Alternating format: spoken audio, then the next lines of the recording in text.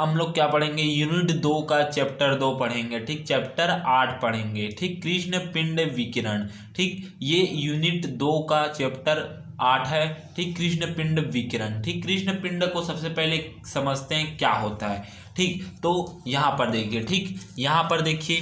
ठीक, जैसे कि यहाँ पर मान लीजिए ये कोई काले कपड़ा है। ठीक, काला कपड़ा, आप लोग काला काजल देखोगे, काला कपड़ा, कोई भी काला काला कपड़ा या काला देखे होंगे। ठीक, उसे अगर आपके सूर्य की किरण, ये सूर्य की किरणों पर रख दोगे तो वो गर्म होने लगता है। ठीक, गर्म होने लगता है। ठीक, वो क्यों होता है उसको समझते हैं। ठीक, तो क्या कृष्ण पिंड वह होता है। ठीक, यह एक ऐसी प्रक्रिया होती है जिसमें से क्या किया जाता है, सूर्य से आपतित किरणों को ये अपने ऊपर अवशोषित कर लेता है। मतलब 99.99% ये अपने ऊपर सूर्य की किरणों को क्या कर लेता है, अवशोषित कर लेता है। लेकिन एक 0.1% को ये क्या करता है, उत्सर्जित कर देता है। ठीक, जो अवशोषित करता है, जैसे कि ये काला वायर है, और यदि इसी काला वायर को हम लोग क्या करेंगे, घाम में रख देंगे तो 2 से 3 मिनट में गर्म हो जाएगा। ठीक, मतलब ये अपने ऊपर आपतित विकिरण को क्या करता है, अवशोषित कर लेता है। और जैसे कि सफ़ेद कपड़ा पहनेंगे, सफ़ेद है तो अगर इसको हम लोग पहनेंगे या तो इसको रखेंगे तो ये जल्दी गर्म नहीं होगा। ठीक, तो ये क्या करता है, कृष्ण पिंड क्या करता है, अपने ऊपर आपतित विकिरण को क्या लेता है, अवशोषित कर लेता है। ठीक, अवशोषित करने की प्रक्रिया को कहता है कृष्ण पिंड कहा जाता है। इसे ही कृष्ण पिंड, ये अवशोषित कर लेता है, इसको कृष्ण पिंड कहता है। अब इसमें से 1%, 0.1% को सूर्य के प्रकाश को ये उत्सर्जित कर देता है। यहाँ से इससे अवशोषित तो किया, अब इससे उत्सर्जित कर देता है। उत्सर्जित करने की प्रक्रिया को क्या कहता है, कृष्ण पिंड विकिरण कहा जाता है। ठीक, इस प्रकार से हम इसको समझ सकते हैं। ठीक, मतलब गर्मियों में हम लोग काला कपड़ा क्यों नहीं पहनते, क्योंकि इतना गर्म हो जाता है कि उसको गर्मी होने लगती है। और सर्दियों में काला कपड़ा पहना जाता है क्योंकि क्या होता है, सर्दियों में ठंडा लगता है, और अगर यदि हम लोग सफ़ेद कपड़ा पहनेंगे तो वो और ठंडा हो जाता है। ठीक, इसी कारण सर्दियों में क्या पहना जाता है, काला कपड़ा पहना जाता है कि जो सूर्य से प्रकाश से ऊर्जा अवशोषित हो रहा है उसको अवशोषित कर ले और गर्म बनाए रखे। ठीक, तो इसको आप लोग परिभाषा समझते हैं। ठीक, तो कृष्ण पिंड विकिरण क्या कहलाता है, वह पिंड जो अपने ऊपर आपतित संपूर्ण विकिरण को अवशोषित कर लेता है, कृष्ण पिंड विकिरण कहलाता है। तथा कृष्ण पिंड से उत्सर्जित विकिरण को, अभी इस कृष्ण पिंड से उत्सर्जित विकिरण को ही, रेडिएशन को ही क्या कहते हैं, कृष्ण पिंड विकिरण कहते हैं। जैसे कि काजल है, काली वस्तु है, कोई भी आप लोग कपड़ा पहनते हो तो जीन्स पहनते होगे, वो काला होता है, वो जल्दी ही गर्म हो जाता है। ठीक, इस प्रकार से होता है। ठीक, अब इसी कृष्ण पिंड को, ठीक, मतलब क्या किया, इसी कृष्ण पिंड को अलग अलग ताप पर रखा गया है। ठीक, जैसे कि आपको लाइट से आपको समझाता हूँ। ठीक, लाइट से आपको समझता हूँ। ये मान लीजिए ये एक लाइट है। ठीक, ये एक लाइट है। अब यहाँ पर एक प्लस है, एक माइनस है। अब इसको मैंने दिया 5 वोल्ट दिया। ठीक, इसको 5 वोल्ट दिया तो यहाँ पर जाकर ये कितना बढ़ेगा, हल्का से बढ़ेगा। ठीक, लाइट हल्का से बढ़ेगा। अब इसी को मैंने 50 वोल्ट दे दिया तो ये थोड़ा इससे हल्का और ज़्यादा बढ़ेगा। ठीक, मतलब ज़्यादा फैलाव देगा। ठीक, अब इसी को मैंने 220 वोल्ट दे दिया तो ये घर जलता है, उतना घर में आप लोग जलाते हो उतना तेज से ये जलने लगेगा। ठीक, मतलब जैसे जैसे इस पर ताप देते गए, ठीक, जैसे जैसे इस पर वोल्ट देते गए तो ये अपना विस्तार बढ़ाते गए। ठीक, विस्तार बढ़ाते गए। उसी प्रकार कृष्ण पिंड को अलग अलग ताप पर, अलग अलग यहाँ पर वैज्ञानिकों ने करके देखा। ठीक, मतलब सबसे पहले 850 केल्विन पर देखा गया, फिर 1050 केल्विन पर देखा गया, फिर 1250 केल्विन पर देखा गया। ठीक, जैसे बढ़ाते हुए इसे देखा गया तो वो कृष्ण पिंड अलग अलग ताप पर अलग अलग अपना प्रभाव दिखाने लगा।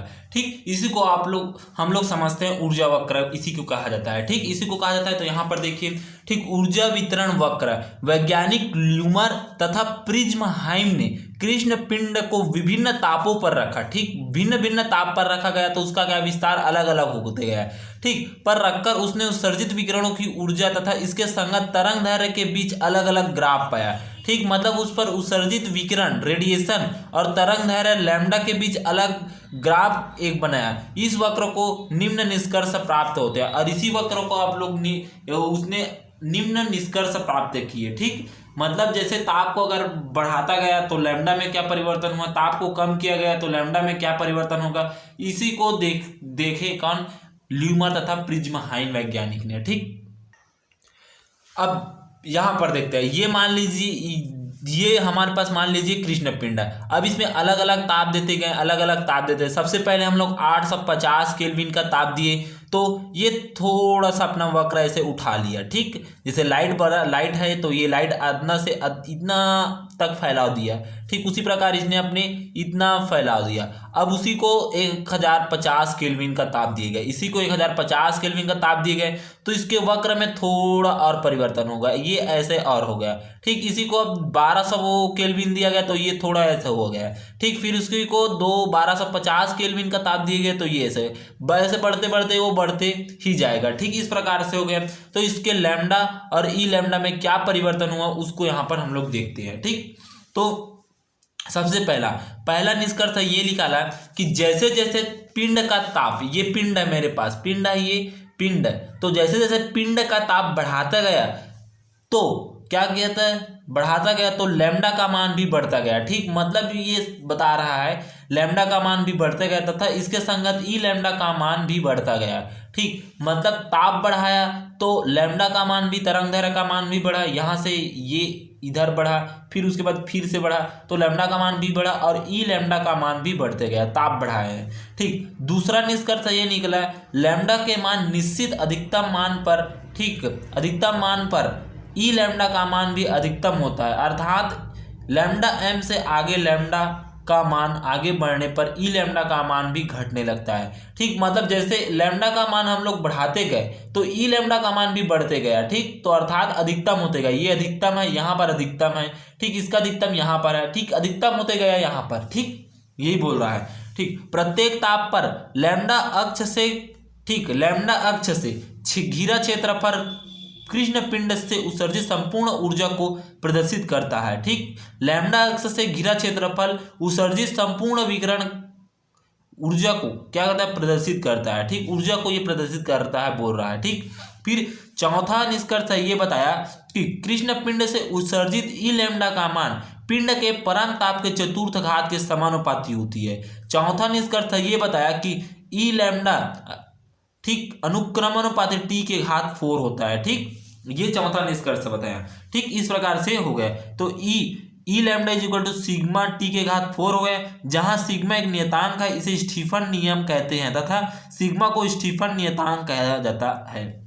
जैसे आप लोग कोई खोज करोगे या जैसे आप कहीं पर मतलब कहीं आप बेचने जाओगे तो आप बताओगे ये इतना, इतने रुपए का इतना है, इतने रुपए का इतना है। उसी प्रकार वैज्ञानिकों ने भी कृष्ण पिंड पर अपना पहले अपने आप खोज किए। ठीक, अपना खुद समझे, फिर दुनिया को बताएं कि ये ऐसे ऐसे किए तो ऐसे हुआ, फिर ऐसे किए तो ऐसे हुआ। उसी प्रकार इसको बताया गया, निष्कर्ष 4 बताया गया। ठीक, और एक पांचवा एक आया, अधिकतम उत्सर्जित विकिरण के संगत तरंगदैर्घ्य लैम्डा एम का मान पिंड के परम ताप टी के व्युत्क्रमानुपाती होता है। ठीक, अर्थात लैम्डा एम व्युत्क्रमानुपाती 1/t, तो lambda M is equal to नियतांक बटे टी, तो lambda M T is equal to नियतांक। ये पांचवा निष्कर्ष बताया गया। ठीक, इस प्रकार से 5 निष्कर्ष बताए गए। इस पांचों निष्कर्ष को अलग अलग वैज्ञानिकों ने बताया। पहले अलग वैज्ञानिक ने बताया, दूसरा नियम अलग वैज्ञानिक ने बताया, तीसरा नियम अलग वैज्ञानिक ने बताया, चौथा नियम अलग वैज्ञानिक ने बताया, पांचवा नियम अलग। इस प्रकार से अलग अलग को अलग अलग वैज्ञानिकों ने बताया। तो सबसे पहले हम लोग देखते हैं ऊर्जा वितरण वक्र की व्याख्या कितने वैज्ञानिकों ने किया उसको हम लोग देखते हैं। ठीक, लाइन से आपको बताएंगे। ठीक,